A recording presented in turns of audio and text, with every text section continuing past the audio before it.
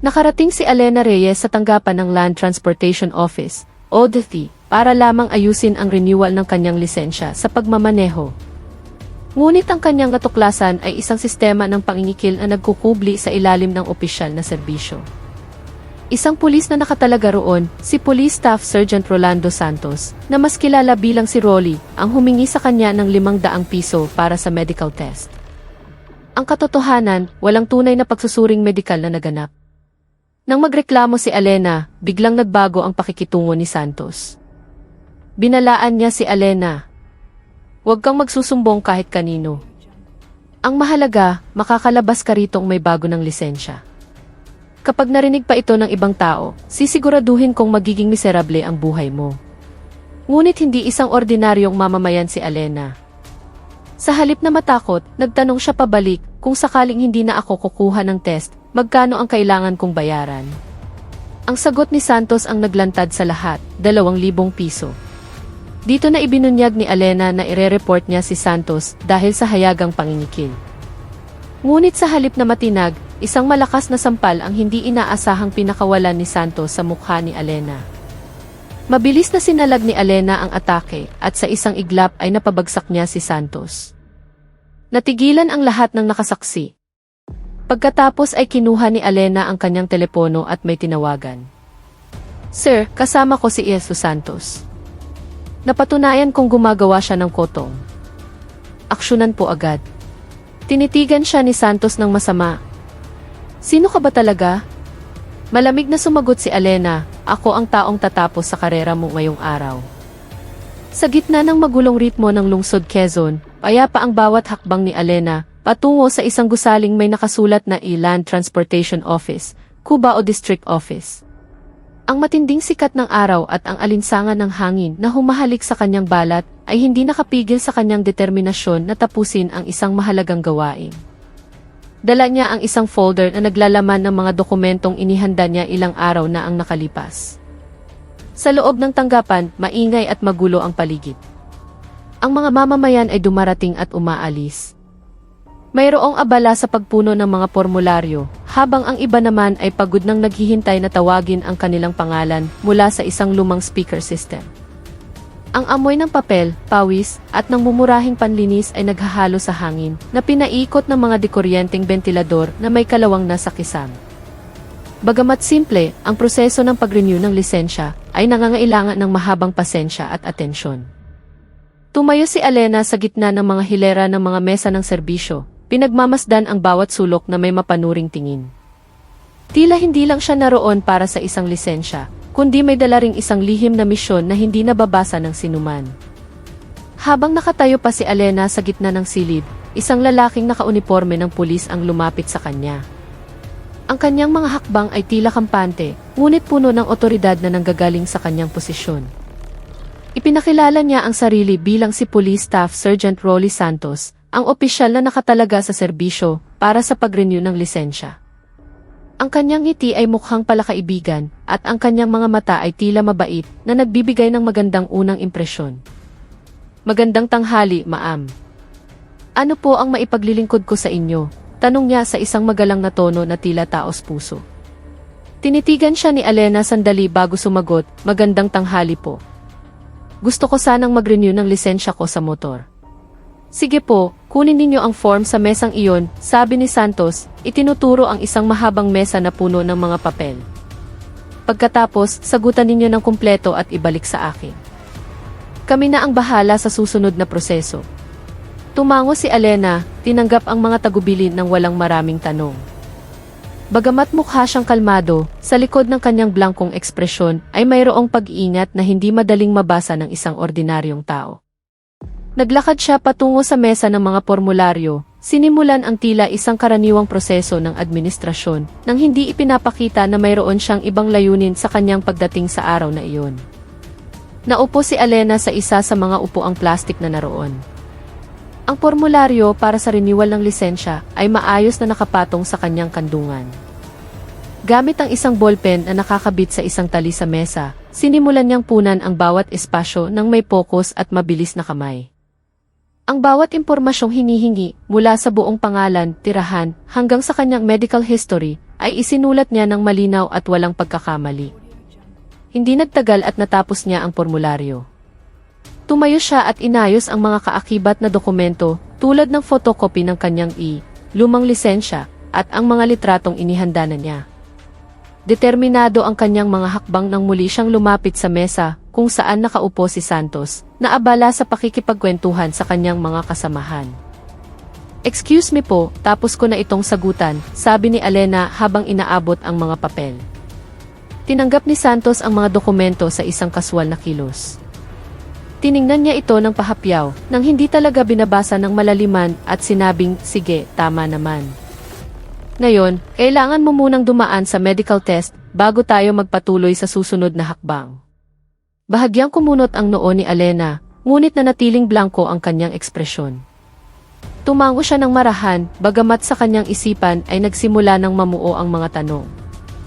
Ang medical test para sa renewal ng lisensya sa motor ay karaniwang hindi komplikado, ngunit paano kaya ang prosesong gagawin sa pagkakataong ito? "Pumunta po kayo sa kwarto para sa medical test sa kanan." Pero bago iyon, sabi ni Santos na may ngiti pa ring nakapaskil sa kanyang labi, "May bayad po muna iyon. 500 piso. Tinitigan ni Alena si Santos sandali, pinoproseso ang kanyang sinabi. Ang halagang iyon ay mas mataas kaysa sa opisyal na bayarin para sa medical test na alam niya. Gayunpaman, hindi siya nagpakita ng anumang emosyonal na reaksyon. Kalmado niyang binuksan ang kanyang bag, naglabas ng isang 500 pisong papel, at iniabot ito kay Santos. "Sige po," maikli niyang sabi, bago tumalikod at naglakad patungo sa silid ng medical test. Ang kanyang mga hakbang ay nanatiling mahinahon, kahit na ang kanyang isip ay nagsimula ng magtrabaho ng husto. Pumasok si Alena sa silid ng medical test na matatagpuan sa kanang bahagi ng pangunahing silid ng serbisyo. Simple lang ang itsura sa loob. Isang maliit na mesa, 2 upuang plastik, at isang medical officer na nakaupo habang nagbabasa ng isang lumang dyaryo. Walang anumang medikal na kagamitan na nakikita, walang sphygmomanometer para sa presyon ng dugo, walang eye chart para sa paningin. Isang ilaw na neon lamang ang kumikislap-kislap sa kisam. Itinaas ng medical officer ang kanyang mukha nang marinig ang mga yabag ni Alena. Ngumiti siya ng bahagya at sinabing, "Maupo po kayo." Lumapit si Alena at umupo ng walang imik. Sinuri ng kanyang mga mata ang bawat sulok ng silid, naghahanap ng anumang senyales na magsisimula na ang pagsusuri. Ngunit iba ang nangyari. "Pangalan ninyo?" tanong ng opisyal habang naghahanda ng isang papel. Alena Reyes, kalmado niyang sagot. "Edad, 28. Mayroon po ba kayong malubhang sakit, high blood, diabetes, epilepsy?" Sumagot si Alena ng malinaw at direkta, "Wala po." Mabilis na nagsulat ang opisyal ng ilang bagay bago tumayo mula sa kanyang upuan. Walang pisikal na pagsusuri, walang pagsukat ng presyon ng dugo, o kahit ang karaniwang color blindness test na bahagi ng pamamaraan para sa lisensya. Agad niyang ibinigay ang isang medical certificate kay Alena. "Tapos na po," sabi niya ng kaswal. "Ibigay ninyo na lang iyan sa counter kanina." Tinanggap ni Alena ang sulat ng walang salita. Ang kanyang mga mata ay nagpapahiwatig ng hinala na lalo pang lumalalim. Hindi mapakali ang kanyang kalooban. Ang medical test na dapat sana ay isang mahalagang bahagi ng mga kinakailangan sa administrasyon ay isa lamang palang formalidad. Walang maayos na pagsusuring medikal, isang maikling tanungan lamang at pag-abot ng isang pirasong papel. Tumayo siya mula sa upuan, inilagay ang medical certificate sa kanyang bag, at bumalik patungo sa counter kung nasaan si Santos. Doon, ang kanyang intensyon na ilantad ang katotohanan ay nagsimulang tumibay. Mas mabigat ang pakiramdam sa mga hakbang ni Alena, habang papalapit siya muli sa counter, kung saan nakaupo si Santos, na abala sa paglalaro sa kanyang cellphone. Ang ingay ng mga mamamayang naghihintay, ang tunog ng telepono mula sa kabilang silid, at ang ugong ng lumang bentilador ay tila napalitan ng katahimikan sa loob ng kanyang isipan. Tinitigan niya ang medical certificate na katatanggap lang niya, isang piraso ng papel na walang kabuluhan dahil sa isang peking pagsusuri. Pagdating niya sa harap ng mesa, inilapag ni Alena ang sulat sa harap mismo ni Santos. Naghintay siya ng reaksyon, ngunit sinulyapan lang ito ni Santos bago bumalik sa screen ng kanyang telepono. Tapos na, sabi ni Alena sa isang patag na tono. Huminga ng malalim si Alena bago magtanong sa isang kalmadong boses, ngunit may diin.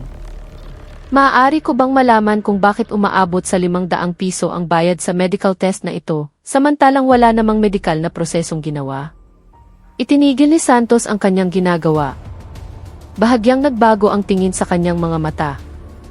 Ang palakaibigang ngiti na ipinakita niya kanina ay unti-unting naglaho. Mayroon kaming sariling pamantayan dito, kaswal niyang sagot, bagamat ang kanyang tono ay nagsimula ng maging depensibo. Kaya, ganoon talaga. Hindi umatras si Alena. Patuloy niyang tinitigan si Santos, naghahanap ng butas sa ekspresyon ng kanyang mukha. At bakit kailangang magbayad muna bago makuha ang sulat na ito? Hindi ba't ang medical test para sa lisensya ay bahagi ng obligadong pagsusuri para sa kaligtasan sa pagmamaneho? Bahagyang bumuntong hininga si Santos. Nagsimulang maningkit ang kanyang mga mata. Ang dami namang tanong ng ginang na ito. Gusto ko lang malaman, giit ni Alena. Ang kanyang boses ay nanatiling mahina, ngunit puno ng diin. Bakit kailangan ang perang iyon kung wala namang tunay na pagsusuri? Nagbago ang mukha ni Santos, ang kanyang palakaibigang anyo ay napalitan ng pagiging masungit. Tinitigan niya si Alena ng isang malamig na tingin. Hay nako, sundin mo na lang ang proseso. Ang mahalaga, mabilis na matapos ang transaksyon mo, hindi ba? Hindi na kailangang mag-abala pa sa mga test. Natahimik sandali si Alena, pinoproseso ang sinabi nito. Sa likod ng mga salitang iyon ay mayroong isang sistema na marahil ay matagal nang nabuo. Isang sistema na itinuturing ang mga mamamayan bilang obheto, hindi bilang kliyente ng serbisyo. Nagsimula siyang makumbinsi na hindi lamang ito tungkol sa sobrang bayarin, kundi isang organisadong gawain ng pangingikil. Gayunpaman, sa halip na agad na ilantad ang lahat, pinili ni Alena na sumagot na may tila pagsuko. Sige po, mahina niyang sabi. Pero kung sakali lang, kung hindi na ako dadaan sa proseso ng renewal, magkano kaya ang aabutin? Tinitigan ni Santos si Alena sandali. Naniningkit ang kanyang mga mata na tila sinusukat kung hanggang saan ang ligtas na hangganan ng kanilang pag-uusap. Ang hangin sa silid ng serbisyo, na kanina'y maingay dahil sa mga mamamayan, ay tila naging mas tahimik para sa kanilang dalawa. Para bang sila na lang ni Alena ang nasa loob ng isang maliit na espasyo ng paghihinala. Matapos ang mahabang katahimikan, nagsalita si Santos. Ang kanyang boses ay mababa ngunit matatag. Kung ayaw mong dumaan sa proseso, 2,000. Bahagyang napangisi si Alena, pilit na pinipigilan ang kanyang pagkagulat. Ipinatong niya ang kanyang mga braso sa mesa na tila ipinapakita na hindi siya madaling takutin. 2,000, ulit niya na may sarkastikong tono. Ganito pala ang paraan ninyo ng pangingikil sa mga mamamayan. Hindi serbisyo, kundi pamimilit. Agad na nagbago ang mukha ni Santos. Ang peking ngiti na ipinakita niya kanina ay tuluyan ng naglaho. Inilapit niya ang kanyang katawan kay Alena. Ang kanyang boses ay mas bumaba pa. Huwag kang sumubok na gumawa ng gulo, pabulong niyang sabi. Ako ang may kapangyarihan dito. Saka, hindi ba't mabilis ka namang makakakuha ng bagong lisensya? Walang abala, hindi na kailangang mag-test pa.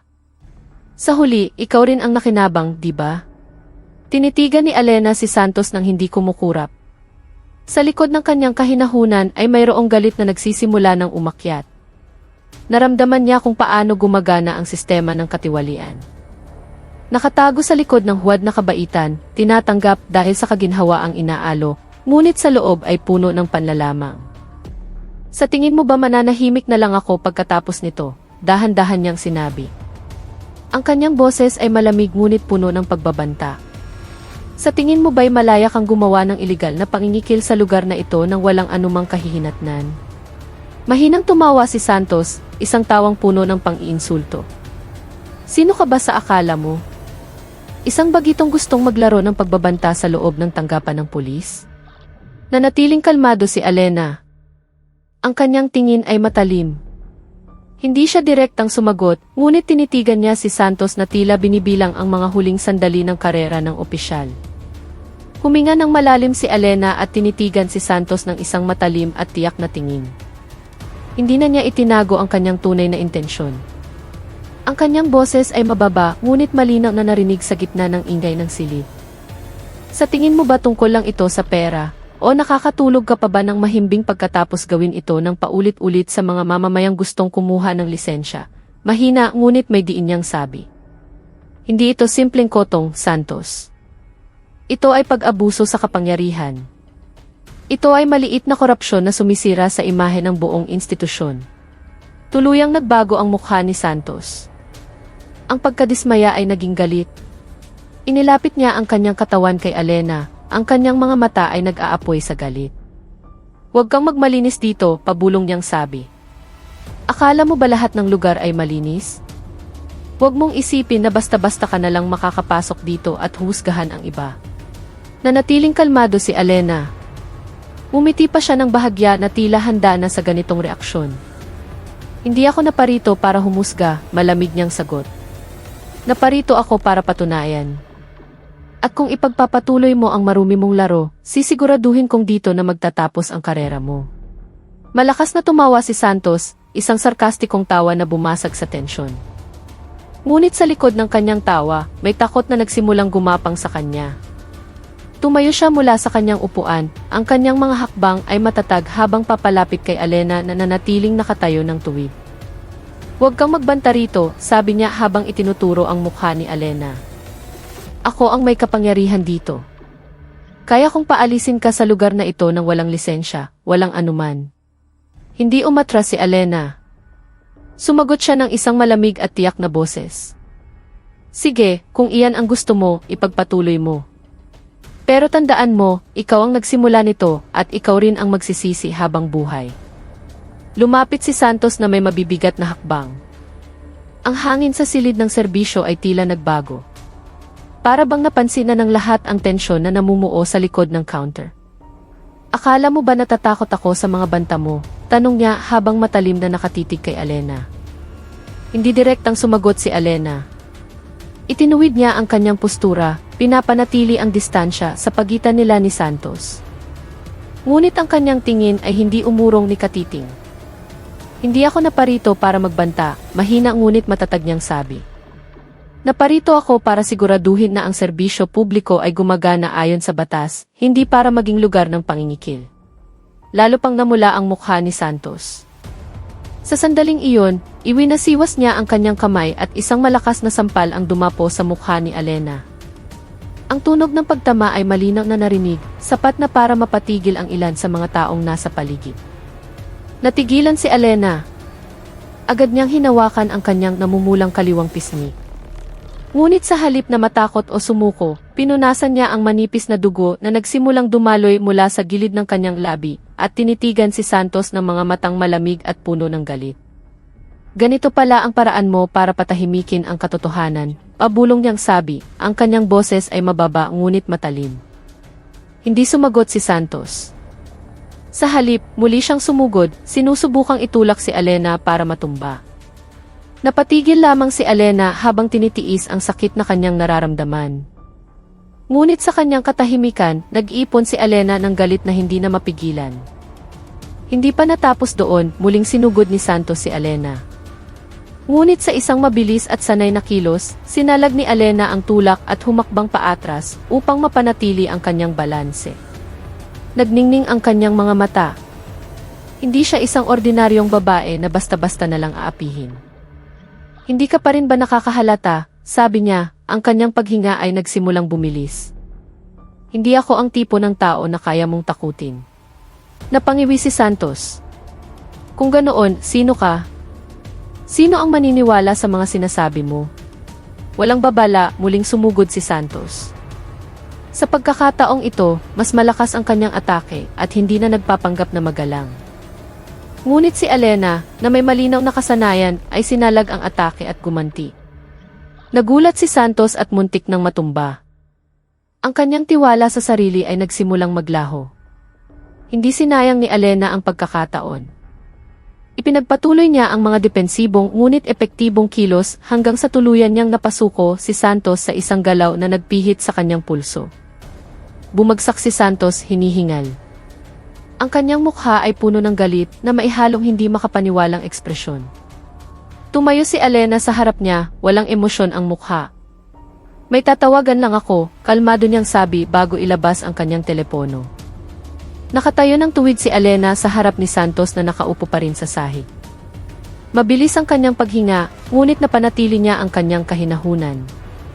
Ang kanyang mukha ay hindi nagpakita ng takot o kasiyahan sa kanyang pagkapanalo, tanging pagpapatunay na ang katotohanan ay dapat manindigan kahit na may banta. Mula sa isang sulok ng silid, ilang ibang opisyal ang nagsimulang lumapit. Mayroong naguguluhan, mayroon ding tila ayaw makialam.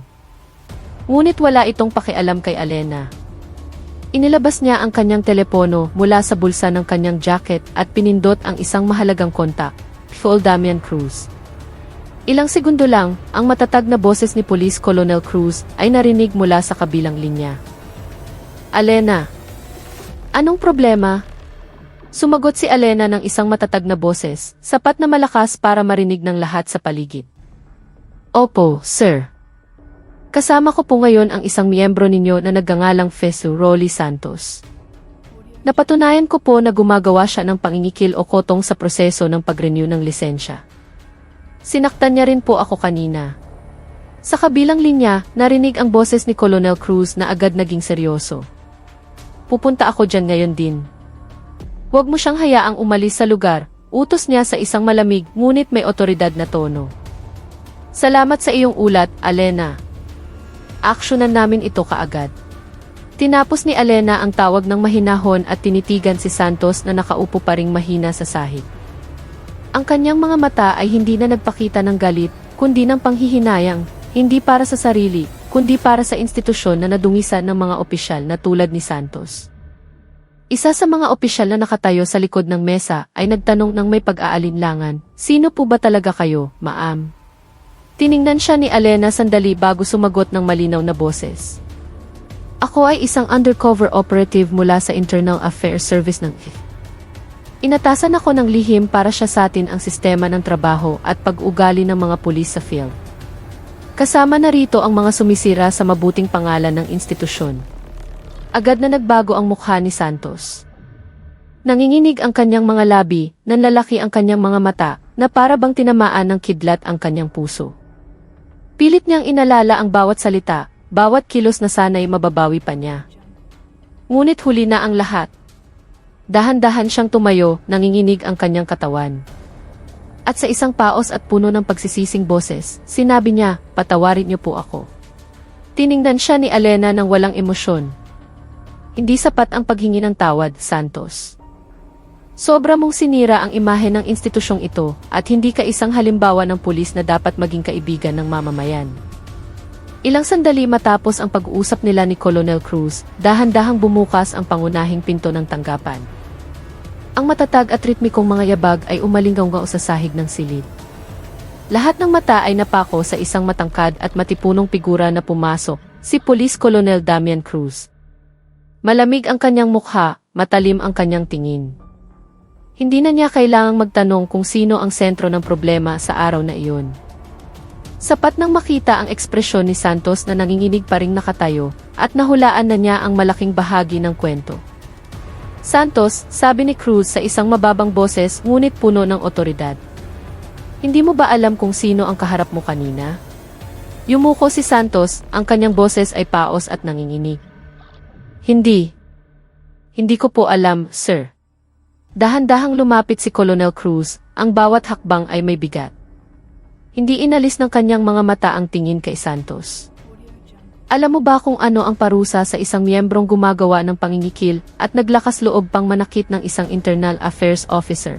Tanong niya, ang kanyang boses ay nagsimulang tumaas. Hindi makasagot si Santos. Nakayuko lang siya, nanginginig ang dalawang kamay. Para bang unti-unting nawawala ng lakas ang kanyang katawan. Pagkatapos ay bumaling si Colonel Cruz kay Alena. Ang kanyang mukha ay nanatiling seryoso, ngunit mayroong bahid ng paggalang. "Alena, pakipaliwanag ng buo ang nangyari ngayong araw. Poprosesuhin natin ito ayon sa umiiral na batas." Tumango si Alena. Sinimulan niyang ikwento ang lahat, mula sa kanyang pagdating sa tanggapan, ang paghingi ng formularyo, ang peking medical test, ang sobrang bayarin, hanggang sa pisikal na komprontasyon na pinasimulan ng mga banta at pananakit ni Santos. Maingat na nakinig si Colonel Cruz, paminsan-minsan ay tumatango, paminsan-minsan ay tinitingnan si Santos ng isang mapanuring tingin.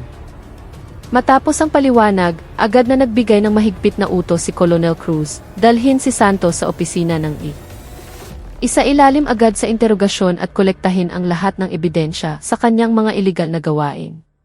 Ang team ng VIS na naghihintay na sa labas ay agad na pumasok at dinala si Santos palabas ng silid. Lalo siyang namutla, ang kanyang mga hakbang ay pajuwang-giwang na parang isang taong ngayon lang napagtanto na magbabago na ang kanyang buhay magpakailanman.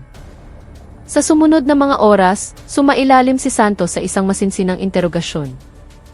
Isa-isang lumabas ang mga ebidensya, mga talaan ng bayad mula sa mga mamamayan, mga kuha mula sa kihi, at maging ang testimonya ng kanyang mga kasamahan na nakapansin sa kahina-hinalang kilos ni Santos sa loob ng ilang buwan. Matapos makolekta ang lahat ng datos, idineklara ng team ng VIS na napatunayang nagkasala si Santos sa paglabag sa Code of Ethics, pag-abuso sa kapangyarihan, at karahasan. Kinabukasan, isang pagdinig sa ilalim ng Code of Ethics ang ginanap sa internal hall ng kampo. Puno ang silid ng mga opisyal, miyembro ng V, at ilang internal supervisors na nagsilbing panel. Sa gitna ng silid nakaupo si Santos, maputla ang mukha at nanghihina ang katawan, nakayuko na parang isang punong nawalan ng ugat. Dumalo si Elena bilang pangunahing saksi. Naupo siya sa tabi ng team ng V, sinasagot ang bawat tanong ng malinaw at direkta. Ang mga ebidensya ay maayos na nakalatag, mga ulat, resulta ng interogasyon, patunay ng mga transaksyon ng pera mula sa ilang mamamayan, at mga kuha ng kikilis na nagpapakita ng hindi propesyonal na pag-ugali ni Santos sa loob ng maraming buwan. Ang pinuno ng panel, isang mataas na opisyal na may otoridad, ay binuksan ang huling bahagi ng sesyon ng isang matatag na boses. Batay sa mga katotohanang nailahad ngayong araw, pati na rin sa testimonya ng saksi at sapat na ebidensya, napagpasyahan ng panel na ang akusadong si Rolly Santos ay napatunayang nagkasala sa paglabag sa Code of Ethics, pag-abuso sa kapangyarihan at karahasan laban sa isang internal officer. Huminto siya sandali bago pumukpok ng martilyo. Isang senyales na ibababa na ang hatol. Ang parusang ipinapataw ay pagkakatanggal sa serbisyo ng walang karangalan mula sa institusyon ng Pambansang Pulisya ng Pilipinas. Bukod dito, ang kasong ito ay ipapasa sa hukumang kriminal dahil sa mga indikasyon ng sistematikong korupsyon at pangingikil. Sa upuan ng akusado, tila nawala ng hininga si Santos. Nanginginig ang kanyang katawan, nagluluha ang kanyang mga mata. Lahat ng pangarap na binuo niya sa loob ng maraming taon bilang pulis ay gumuho sa loob lamang ng ilang segundo. Paglabas mula sa bulwagan, nilapitan ni Santos si Elena na may pajuwang-giwang na hakbang. Ang kanyang boses ay paos at puno ng pagsisisi. Ako po ay tunay na nagsisisi, sabi niya, halos lumuhod na. Hindi ko po alam kung sino kayo, pero huli na ang lahat. Tiningnan siya ni Elena ng walang emosyon. Ang pagsisisi mo ay hindi maibabalik ang tiwala ng mamamayan sa institusyong ito. Ngunit sana, maging aral ito sa iba na wala ng lugar para sa pangingikil at pag-abuso sa kapangyarihan. Ilang linggo ang lumipas, isang seremonya ng pagkilala ang ginanap sa himpilan ng pulisya. Umakyat si Colonel Cruz sa entablado sa gitna ng palakpakan mula sa lahat ng miyembrong naroroon. Elena, sabi niya, nakatingin ng direkta sa babae. Dahil sa iyong dedikasyon at katapangan sa paglalantad ng katiwalian sa ating sariling hanay, ipinagkakaloob ko ang pinakamataas na pagkilala mula sa institusyon. Ipinakita mo na ang integridad ay dapat manatiling buo kahit sa ilalim ng matinding pagsubok. Umakyat si Elena upang tanggapin ang plaque ng pagkilala sa gitna ng sigawan at palakpakan. Pagkatapos ng seremonya, nagbigay ng huling mensahe si Colonel Cruz sa lahat ng miyembro. Simula ngayon, dapat tayong maging tunay na kaibigan ng mamamayan. Ang pulis ay dapat naririto bilang tagapagtanggol, gabay at lingkod ng bayan. Wala nang pangingikil, wala nang pag-abuso sa kapangyarihan. At kung mayroon pa ring susubok, alalahanin ninyo ang sinapit ni Santos. Ang mga mamamayan ay nagsimulang makaramdam ng kaligtasan at muling nagtiwala sa institusyon ng pulisya. Ang pangalan ni Colonel Cruz ay nakilala bilang isang leader na mahigpit ngunit makatao, at si Alena ay naaalala bilang isa sa mga bayani ng katotohanan na hindi kailanman natinag. Pagkatapos ng seremonya ng pagkilala, mainit pa rin ang himpilan dahil sa mga magagaang usapan ng mga miyembro. Ngunit para kay Alena, hindi pa iyon ang katapusan ng kanyang tungkulin. Isa lamang itong kabanata sa marami pang kailangan niyang harapin. Ilang metro mula sa entablado, nilapitan ni Colonel Cruz si Alena na nakikipag-usap sa ilang opisyal ng V. Ngumiti siya ng bahagya, ang kanyang mga mata ay puno ng paghanga. Alena, sabi niya sa isang mababang ngunit malinaw na boses. Tunay kong pinahahalagahan ang ginawa mo. Hindi lang ito tungkol kay Santos, kundi sa malaking mensahe na ipinapadala natin sa buong institusyon. Tiningnan siya ni Alena ng isang kalmadong tingin. Ginawa ko lang po ang aking tungkulin, sir. Ngunit hindi rin ito ang unang pagkakataon at marahil hindi ang huli na makakatagpo tayo ng ganitong kaso. Tumango si Colonel Cruz. Alam ko iyan at iyon ang dahilan kung bakit napakahalaga ng presensya ng mga operatibang tulad mo. Hindi para magparusa, kundi para ipaalala na tayong lahat ay may pananagutan. Sa kabilang dako ng himpilan, ilang mamamayan ang nagkumpol-kumpol, pinag-uusapan ang mga nangyari. Isang ginang na nagngangalang Aling City, na minsan ding naging biktima ng pangingikil ni Santos, ay lumapit kay Alena nang may pag-aalinlangan. Ma'am Alena, mahina niyang bati. Ngumiti si Alena sa ginang. Opo, ano po ang maipaglilingkod ko? Yumuko sandali si Aling City at nagsalita, ako. Dati po takot akong magsumbong, takot na hindi paniwalaan. Pero pinatunayan ninyo na mayroon pa ring mga taong nasa likod ng uniformeng ito na may pakialam sa mga maliliit na tao. Ngumiti si Alena. Salamat po sa inyong tiwala. Ngunit hindi po ako ang dapat pagkatiwalaan, kundi ang isang sistema na patas at malinaw. Bahagi lang po kami ng prosesong iyon. Isang binata na nagngangalang Rizal na minsan ding naloko sa parehong paraan ay sumingit. Sana po pagkatapos nito maging mas maayos na ang lahat. Maging tunay na kaibigan na ng mamamayan ang mga pulis. Sisikapin po namin, sagot ni Colonel Cruz na sumali na sa usapan. At kung mas marami pang mamamayan tulad ninyo ang maglalakas loob na magsalita, mas madali naming mapangangalagaan ang tiwalang ito. Tumingala si Alena sa asul na kalangitan. Ang hangin sa tanghaling iyon ay tila mas magaan kaysa karaniwan. Marahil hindi lahat ng problema ay malulutas ngayon, mahina niyang sabi. Ngunit kung bawat isa sa atin ay magsisikap na maging tapat, ang katotohanan ay hindi kailanman mamamatay. Isang marahang hangin ang umihip, dala ang amoy ng kapayapaan at bagong pag-asa. Sa gitna ng anino ng madilim na nakaraan, isang bagong liwanag ang nagsimulang sumikat, isang pag-asa para sa isang institusyong mas malinis, serbisyong mas makatao, at katarungang totoo. Ilang buwan ang lumipas mula nang matanggal sa serbisyo si Santos. Naramdaman ang pagbabago sa tanggapan ng DIFI. Wala nang mahahabang pila na may kasamang mga bulungan. Wala nang mga opisyal na nagsasamantala sa mga butas ng sistema para sa pansariling kapakanan. Ang serbisyo ay naging mas malinaw, ang mga bayarin ay ayon sa itinakda, at ang mga kawani ay mas magalang at propesyonal. Sa pangunahing silid ng serbisyo, isang mamamayan na nagngangalang Mang Arman ang nag-aayos ng kanyang lisensya. Kalmado siya, hindi tulad ng dati niyang karanasan kung saan kinailangan niyang magbayad ng sobra para lang mapabilis ang kanyang transaksyon. Ito na lang po ba ang kailangan? Tanong niya sa opisyal sa likod ng mesa. Sumagot ang opisyal na may magiliw ng ngiti, opo, sir. Kumpleto na po ang mga dokumento ninyo. Hintayin na lang po ang tawag para sa picture at verification. Nakahinga ng maluwag si Mang Arman. At mahina niyang sinabi sa sarili, totoo nga ang sabi ng mga tao, malinis na raw dito sa DIFI. Samantala, sa kabilang bahagi ng silid, nakatayo si Alena habang may isinusulat sa kanyang kwaderno. Aktibo pa rin siya bilang operatiba ng DIFI, bagamat ngayon ay mas madalas na siyang gumaganap bilang tagasuri ng serbisyo publiko. Lumapit si Colonel Cruz. Matatag pa rin ang kanyang mga hakbang kahit na may bakas na ng edad. Alena, bati niya. Kamusta ang resulta ng ebalwasyon mo ngayon? Isinara ni Alena ang kanyang kwaderno at sumagot, sa pangkalahatan, maayos na po ang takbo ng serbisyo.